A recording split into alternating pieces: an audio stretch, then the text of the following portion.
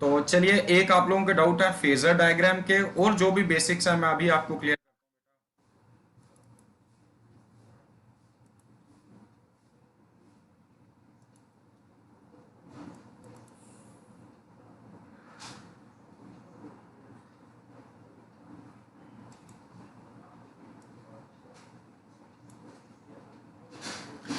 देखिए बेटा, class 11th में आपने पढ़ा है एसएचएम। थोड़े से बेसिक्स अगर आपको एसएचएम के क्लियर होंगे तो आपको फेजर डायग्राम बहुत इजीली क्लियर हो जाएगी। अगर आपको याद हो, क्लास 11th में आपने overall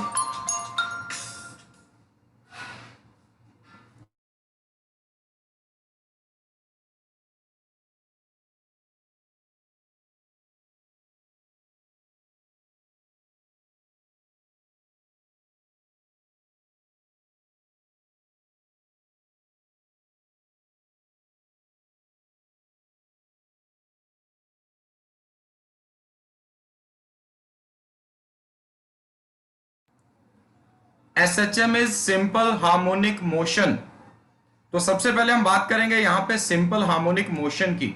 simple harmonic motion start करने से पहले हमें बात करनी पड़ेगी मोशन की।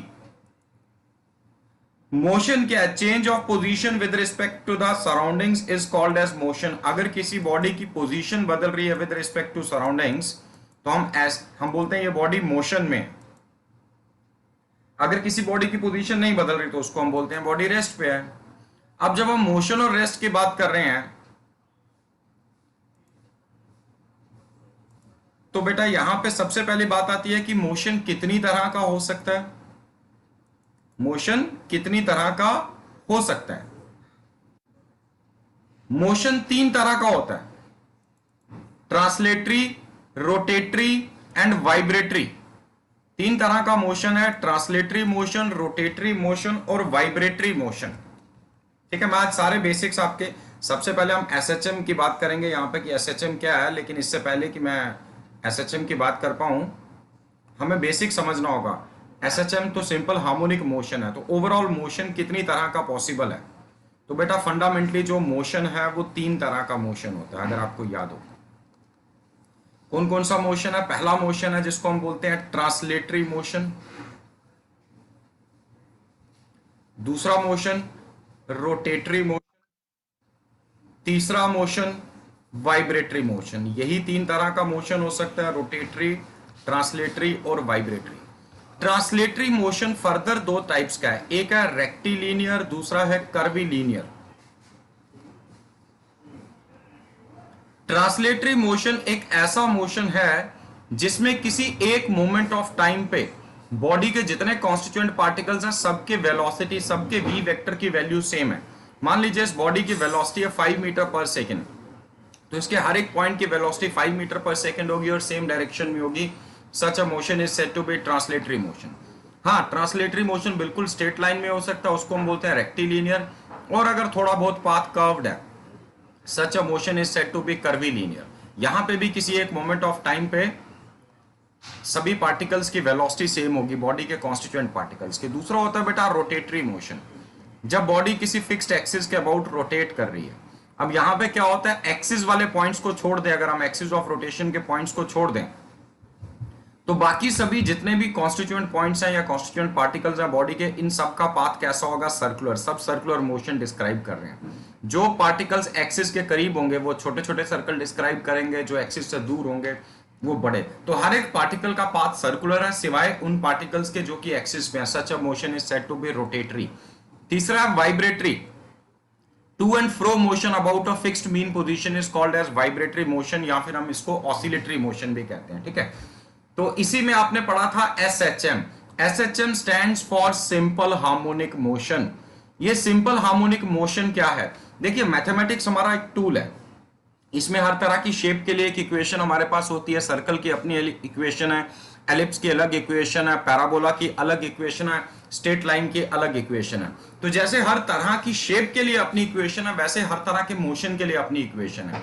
अगर आप थोड़ा सा याद करें, क्लास 11th में आपने पढ़ा था कि अगर पोजीशन की इक्वेशन लीनियर इक्वेशन है, मान लीजिए टी की टर्म्स में, तो ये यूनिफॉर्म मोशन होगा। अगर इसकी डिग्री 1 से ज्यादा हुई तो ये नॉन यूनिफॉर्म मोशन होगा।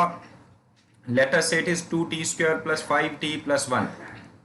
अगर डिग्री 1 से ज्यादा है तो ये नॉन यूनिफॉर्म है, और हां अगर डिग्री 2 है तो नॉन यूनिफॉर्म में ये यूनिफॉर्मली एक्सेलरेटेड होगा। अगर डिग्री 2 से भी ज्यादा है, डिग्री 3 या 4 या कुछ और है, तो ऐसी सिचुएशन में ये इक्वेशन रिप्रेजेंट करती है नॉन यूनिफॉर्म तो है, साथ ही साथ नॉन यूनिफॉर्मली एक्सेलरेटेड मोशन। तो हर तरह के मोशन के लिए अपनी इक्वेशन है।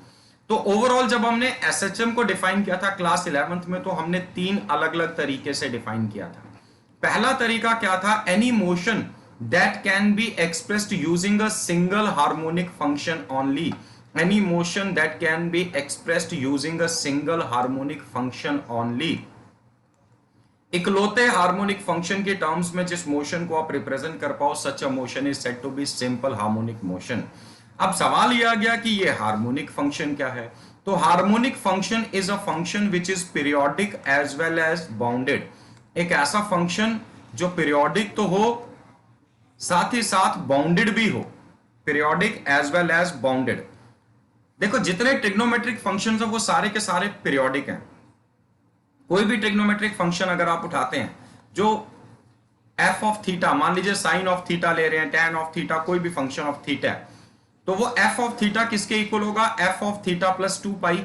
जब एंगल आप 2 पाई रोटेट करके आएंगे तो वापस उसी पोजीशन पे आ जाएंगे। मान लीजिए ये एंगल है थीटा, अगर यहां से 2 पाई एंगल आप और घूम के आ जाते हैं, फिर से वहीं आ जाएंगे। एक बार फिर से 2 पाई और घूमो, यानी कि एफ ऑफ थीटा प्लस 4 पाई। तो हर 2 पाई एंगल के बाद सेम वैल्यूज रिपीट हो रही होंगी। तो all trigonometric functions are periodic but not bounded. Bounded मतलब जब डेफिनेट बाउंड्रीज के बीच में उनकी वैल्यूज वेरी करें, ना इस लिमिट से ज्यादा हो ना इससे कम हो। तो दो ही फंक्शंस हैं जो पीरियोडिक भी हैं और बाउंडेड भी हैं, periodic as well as bounded. वो है साइन थीटा और कॉस थीटा। तो जब भी किसी पार्टिकल के मोशन को आप अकेले इकलौते साइन फंक्शन या कॉस फंक्शन के टर्म्स में रिप्रेजेंट कर पाए, तब हम उस मोशन को क्या बोल सकते हैं? एसएचएम। तो ये पहली डेफिनेशन थी जो आपने इस चैप्टर में पढ़ी थी, और इसकी एग्जांपल जनरल इक्वेशंस इसकी होती थी y is equal to A sine omega T, इस फॉर्म में लिखा था, या फिर y is equal to A cos omega T. ये दोनों एसएचएम की जनरल इक्वेशंस हैं। इसमें a क्या है? a है पीक वैल्यू ऑफ y, जिसको हम बोलते हैं amplitude. Amplitude is maximum value of displacement. Particle mean position से कितना ऊपर गया, कितना ज्यादा से ज्यादा दूर गया, तो उसको हम बोलते हैं एम्पलीट्यूड। प्लस ए और माइनस ए, मान लीजिए इन लिमिट्स के बीच में कोई पार्टिकल ऑसिलेट कर रहा है, तो इसका एम्पलीट्यूड हो गया ए। ये मीन पोजीशन है जहां पे डिस्प्लेसमेंट 0 है, तो डिस्प्लेसमेंट की पीक वैल्यू है ए। ये जो पूरा का पूरा पार्ट होता है omega into T, this is called as phase angle. जो साइन या कोसाइन फंक्शन का आर्ग्यूमेंट है, जो एंगल वाला पार्ट है, that is called as phase angle. ठीक है। उसके बाद बेटा ये जो टी का कोफिशिएंट है omega, this is basically angular frequency. This is angular frequency. तो ऐसी इक्वेशन अगर हमारे सामने आए किसी मोशन की, तो हम समझ जाएंगे ये मोशन कौन सा है? एसएच है। अब यहां दो इक्वेशंस मैंने लिखी हैं, दोनों में पार्टिकल के ऑसिलेशन का एम्पलीट्यूड ए है, एंगुलर फ्रीक्वेंसी ओमेगा है। और अगर आपको याद हो, angular frequency omega is equal to 2 pi into frequency, या 2 pi upon capital T. Frequency is 1 upon capital T. तो अगर एंगुलर फ्रीक्वेंसी सेम है, पक्की बात है दोनों पार्टिकल्स के ऑसिलेशन की फ्रीक्वेंसी भी सेम है और टाइम पीरियड भी सेम है। तो इसका मतलब यह हुआ कि ये दोनों इक्वेशंस एक जैसे एसएचएम को रिप्रेजेंट कर रही हैं। तो फिर एक में साइन और एक में कोसाइन क्यों है? देखिए साइन 0 इज 0, टाइम 0, अगर आप टी की वैल्यू को 0 पुट करें तो ये फेज एंगल 0 हो गया, साइन 0 इज 0, तो y की वैल्यू 0 होगी। अगर टाइम 0 पे हमारा पार्टिकल मीन पोजीशन से जर्नी शुरू कर रहा है, टाइम t/4 पे यहां होगा, टाइम t/2 पे वापस यहां पहुंचेगा, टाइम 3t/4 पे यहां होगा, और टाइम कैपिटल T पे वापस मीन पोजीशन पे पहुंचेगा। तो ऐसे मोशन को रिप्रेजेंट करने के लिए हम साइन फंक्शन यूज करते हैं। बट अगर कहीं ऐसा हो कि जब आपने स्टॉपवॉच ऑन की, पार्टिकल ऑसिलेट कर रहा है, उस टाइम पे पार्टिकल अपने एक्सट्रीम पोजीशन पे है, टाइम 0 पे पार्टिकल यहां से जर्नी शुरू कर रहा है। जब स्टॉपवॉच में टाइम 0 था तो पार्टिकल एक्सट्रीम पे था, उसके लिए हम कोसाइन वाली इक्वेशन यूज करते हैं। अब t/4 पे ये मीन पोजीशन पे है, t/2 पे दूसरे एक्सट्रीम पे, 3t/4 पे वापस मीन पे, और टाइम कैपिटल टी पे वापस उसी एक्सट्रीम पे पहुंच गया।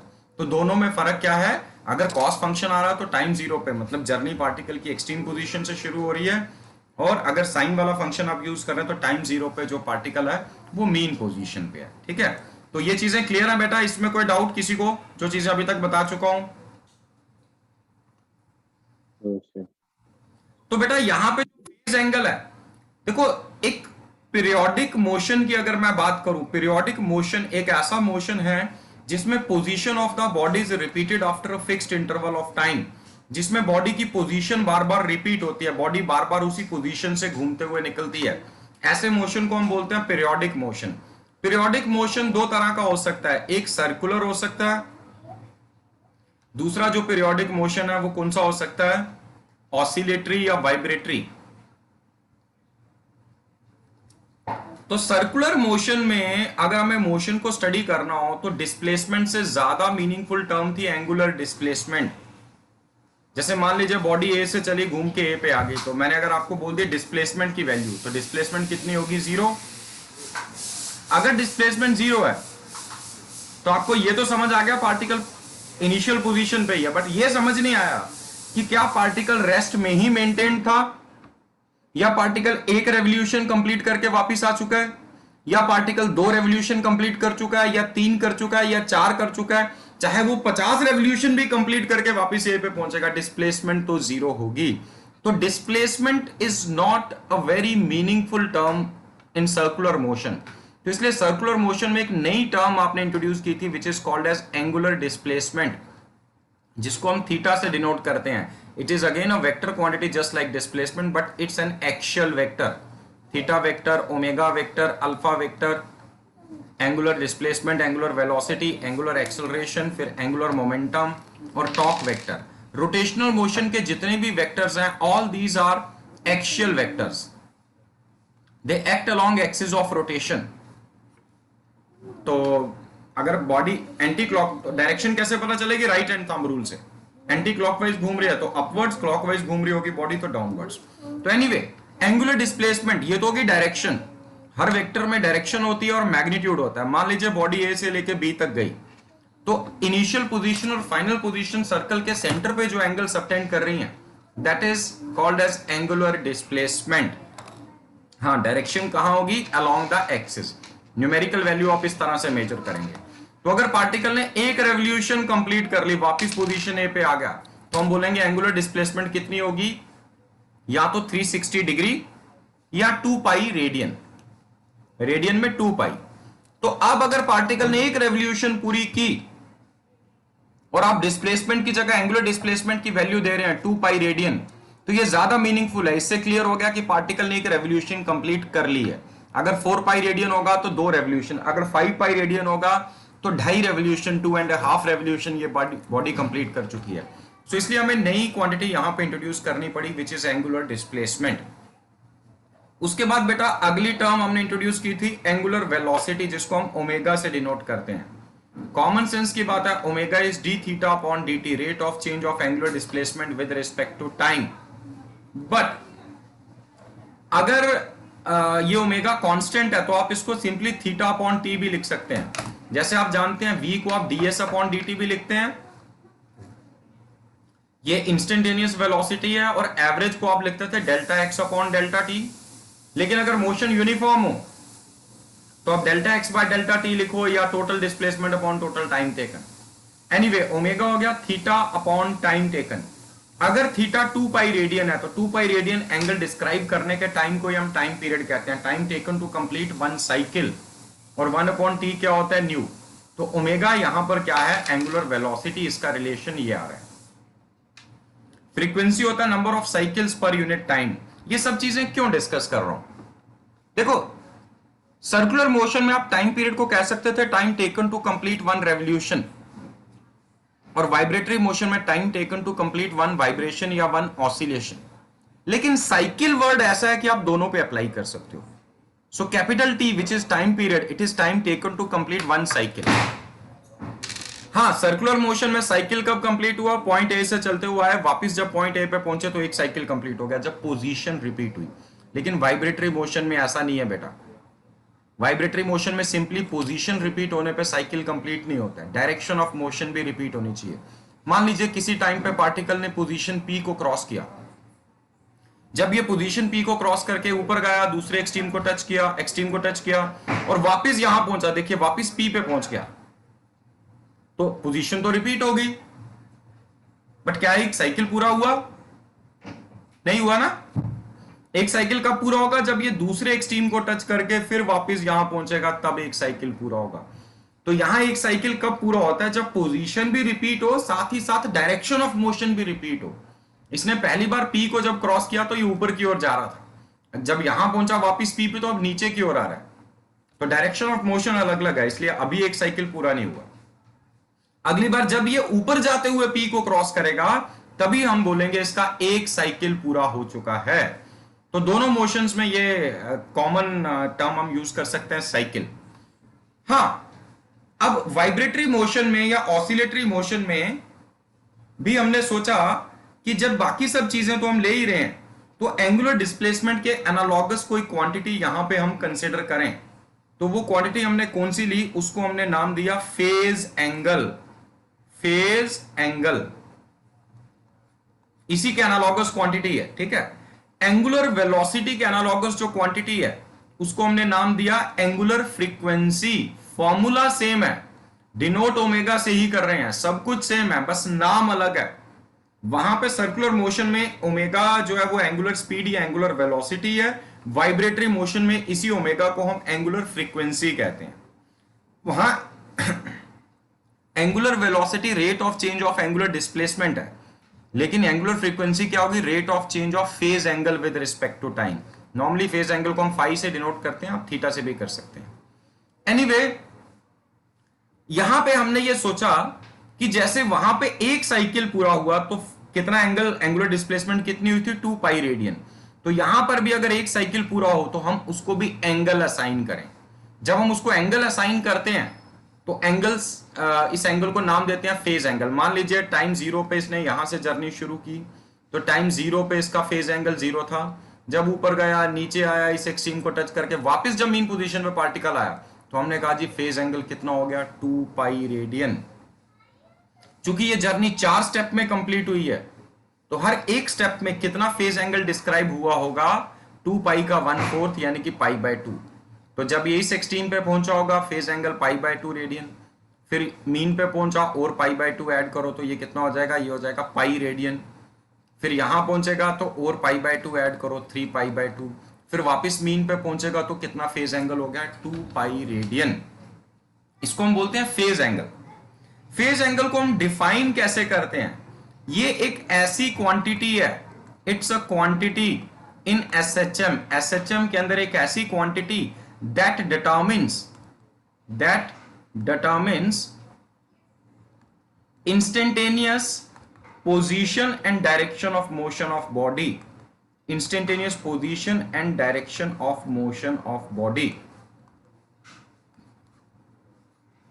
ठीक 5 सेकंड पे बॉडी का फेज एंगल अगर आपको पता चल जाए तो आपको पता चल जाएगा 5 सेकंड पे ये बॉडी है कहां पे और कहां को जा रही है, कहां है, कहां को जा रही है।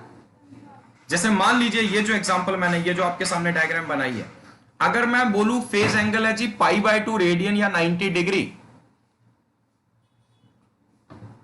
तो क्या आपको मीनिंग क्लियर हो जाएगा कि पार्टिकल कहां पर है? आपको क्लियर हो जाएगा पार्टिकल मीन से चला था, पहले एक्सट्रीम को टच कर चुका है, अब इस एक्सट्रीम से ये वापस आने की तैयारी कर रहा है।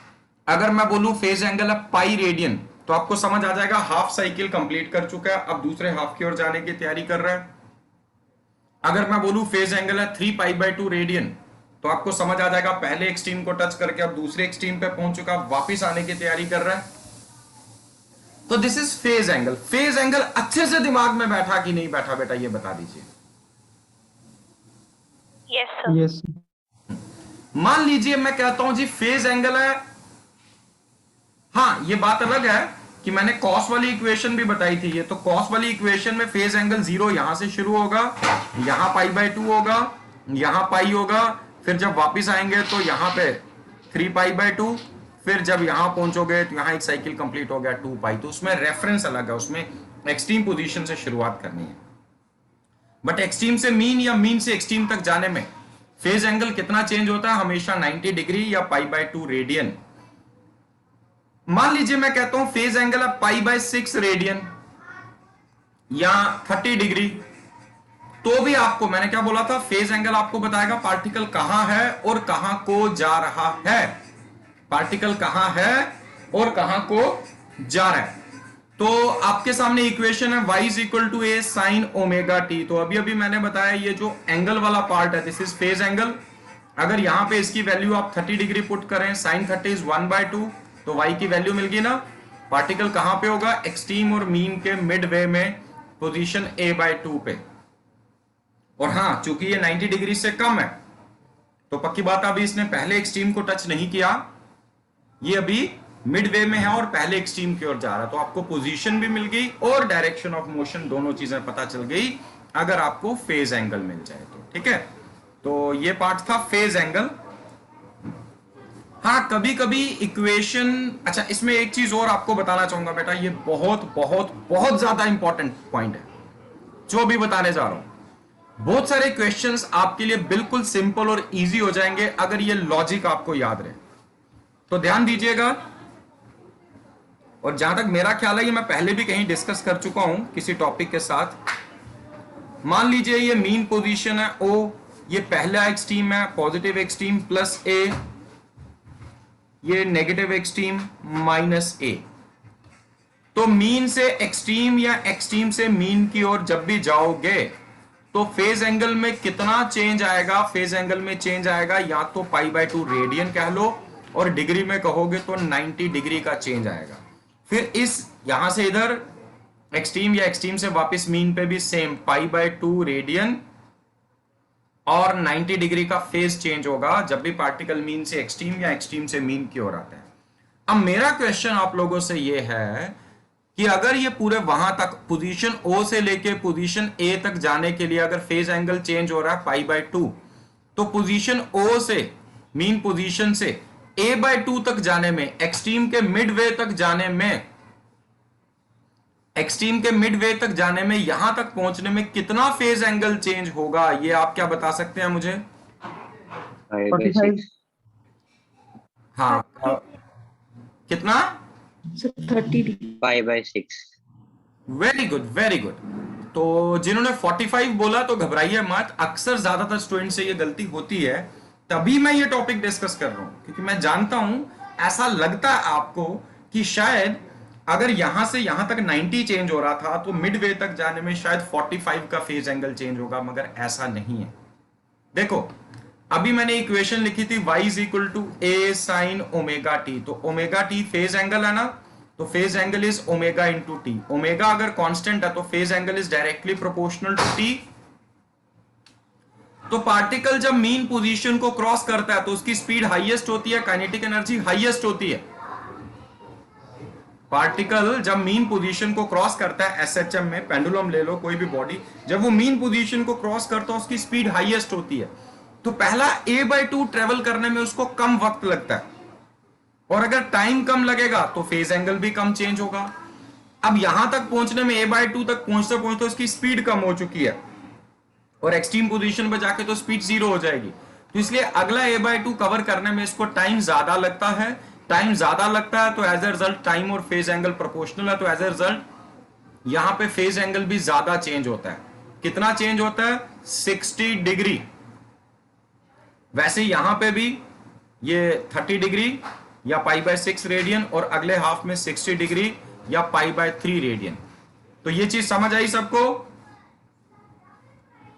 यस आप खुद करके देखो, ओमेगा टी में वैल्यू 30 डिग्री पुट करो जरा, इसकी अभी अभी करके दिखाता। साइन 30 इज 1/2, तो y की वैल्यू कितनी हो जाएगी? a/2। पार्टिकल की पोजीशन a/2 होगी जब फेज एंगल 30 होगा। तो पहले हाफ में 30 का फेज एंगल चेंज होगा, अगले हाफ में 60 का फेज एंगल चेंज होगा। ये बहुत इंपॉर्टेंट कंसेप्ट है बेटा, दिमाग में रखिएगा। आपके एसएचएम के भी और एसी के भी कुछ क्वेश्चंस बहुत इजी हो जाएंगे अगर ये कंसेप्ट आपके दिमाग में प्लांटेड है तो। इसको मान लीजिए एक बॉडी ने एसएचएम शुरू किया इस मीन पोजीशन से, तो जब ये बॉडी मीन पोजीशन से जर्नी शुरू करी थी इसका फेज एंगल था 0। जब ये a/2 पे पहुंची तो फेज एंगल कितना हो गया 30 डिग्री। फिर एक्सट्रीम तक पहुंची तो क्या बताया, अगले हाफ में कितना चेंज होगा 60। 30 में 60 ऐड करो 90 डिग्री। अब मैं डेलिबरेटली डिग्री में ले रहा हूं, रेडियन में नहीं। फिर वापस जब ये a/2 पे पहुंचेगी तो फिर 60 और ऐड कर दो, अब फेज एंगल कितना हो गया 150 डिग्री। फिर अगले हाफ में यहां कितना चेंज होता है 30, अभी बताया ना 30, तो 150 में 30 ऐड करो 180। फिर यहां पे 30 का और चेंज आएगा 210 डिग्री। यहां पहुंचोगे 60 और ऐड करो 270 डिग्री, 3π/2 रेडियन। अब यहां से 60 और ऐड करो तो 330, और यहां पे 30 और ऐड कर दो तो कितना हो गया 360 डिग्री का फेज चेंज हो गया। तो ये समझ आया? Yes sir. Yes, sir.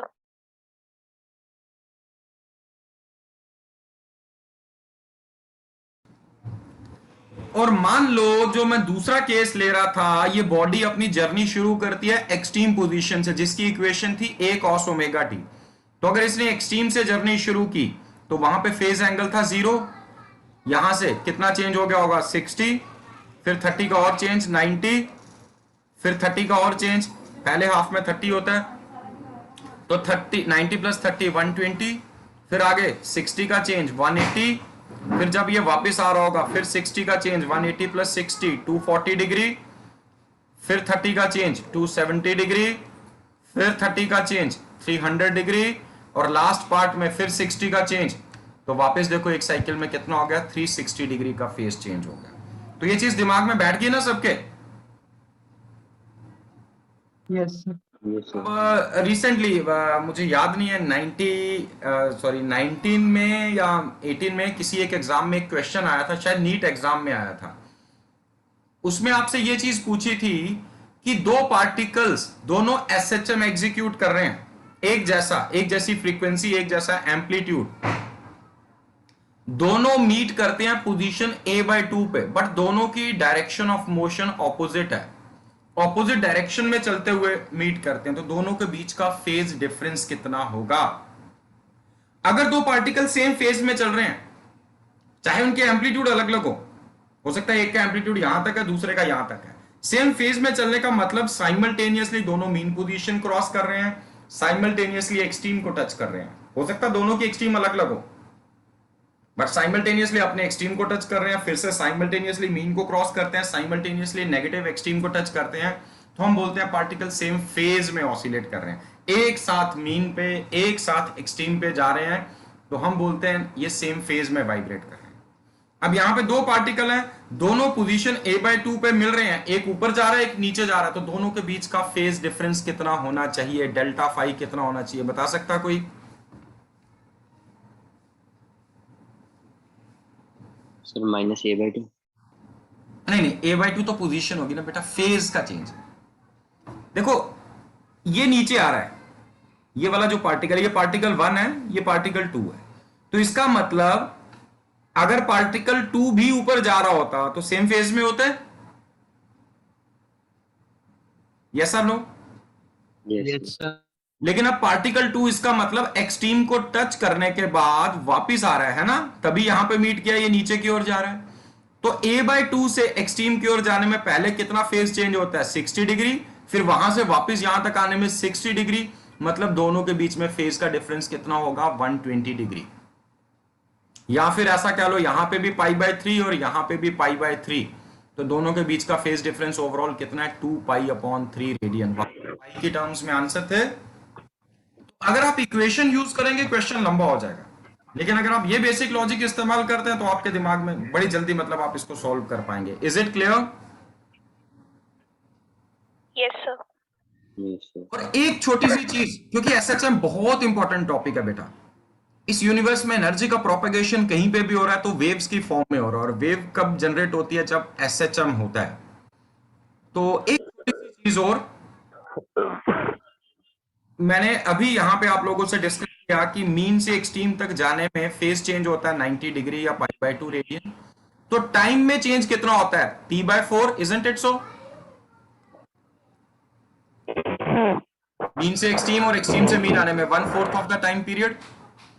तो ये हिस्सा था मीन से a/2 तक जाने में टाइम में चेंज कितना आ रहा होगा? यहां आएगा t/12 और यहां आएगा t/6। किस बेसिस पे ये कह रहा हूं मैं? मान लो यहां फेज चेंज हुआ φ1, यहां फेज चेंज हुआ φ2। हमने अभी भी कहा φ is directly proportional to t, तो टाइम चेंज या टाइम टेकन की जो रेशो होगी वो φ1 अपॉन φ2 की रेशो के इक्वल आएगी, 30 डिग्री अपॉन 60 डिग्री। तो मतलब टाइम टेकन की रेशो की क्या होगी? 1:2। तो पहले हाफ में कितना टाइम टेकन होगा? एक्सट्रीम तक जाने में टाइम लगेगा t/4। तो वन पार्ट, टोटल कितने हैं? 1 और 2 3, one part out of 3 parts into t/4, तो ये आ जाएगा t/12। और इस हिस्से में कितना टाइम लगेगा? Parts out of 3 parts of t/4, तो वो आ जाएगा 2t/12। Is it clear? ये रिपीट कर देंगे। हाँ, मैं ये कह रहा हूं टोटल टाइम पीरियड क्या है? मीन से यहां से इधर गया पार्टिकल, इधर गया, फिर वापस इधर आया, तो ये टाइम t लिया इसने। टाइम 0 से शुरू किया था टाइम पीरियड। हाँ, ये 4 स्टेप में जर्नी हुई, तो हमने ये कहा जी यहां से यहां पहुंचा तो टाइम हुआ t/4, फिर यहां पहुंचा तो 3t/4। मतलब मीन से एक्सट्रीम की ओर जाओ या एक्सट्रीम से मीन की ओर आओ, टाइम में जो चेंज आती है, कितना टाइम ये होता है कैपिटल t/4। ये क्लियर है? Yes sir. अब मीन से एक्सट्रीम की जर्नी को अगर मैं 2 हिस्सों में डिवाइड करूं, पहला a/2 और अगला a/2, तो दोनों में बराबर टाइम नहीं लगेगा। पहला a/2 कवर करने में कम टाइम लगेगा और अगला a/2 कवर करने में ज्यादा टाइम लगेगा। यहां मैंने बताया था phase angle is directly proportional to time. Since phase angle is directly proportional to time, a/2 का टाइम 1 और अगले a/2 जर्नी का टाइम t, φ1 अपॉन φ2 के इक्वल होनी चाहिए, क्योंकि दोनों डायरेक्टली प्रोपोर्शनल है। तो पहले पार्ट में फेज एंगल चेंज हो रहा है 30, अगले पार्ट में चेंज हो रहा है 60, यानी कि रेशो होगी 1:2। तो ये जो टाइम t1 और टाइम t2 की रेशो है, ये इस हिस्से का टाइम है t1, सॉरी ये नीचे वाले पार्ट का टाइम है t1 और ऊपर वाले पार्ट का टाइम है t2। इनकी रेशो भी 1:2 होनी चाहिए।